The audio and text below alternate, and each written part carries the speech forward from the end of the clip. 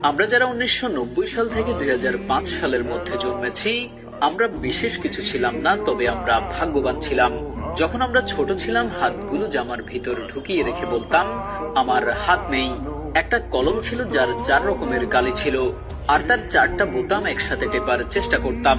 আর এই কলমটা যার কাছে থাকতো, তার ভাবসাবি থাকতো অন্যরকম। আমাদের সময় 1 হাত সমান কলম পাওয়া গেলেও আমরা আবার কলম কেটে কেটে অনেক ছোট কলম আবিষ্কার করতাম। দরজার পেছনে লুকিয়ে থাকতাম, কেউ এলে চমকে দিব বলে।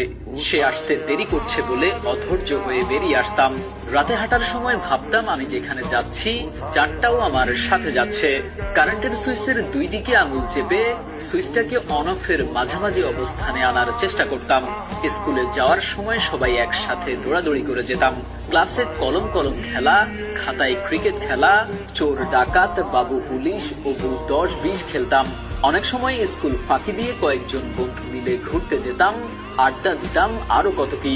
1 টাকার রঙিন বা নারিকেলি আইসক্রিম, হাওয়াই মিঠাই খেতে না পারলে মনটাই খারাপ হয়ে যেত।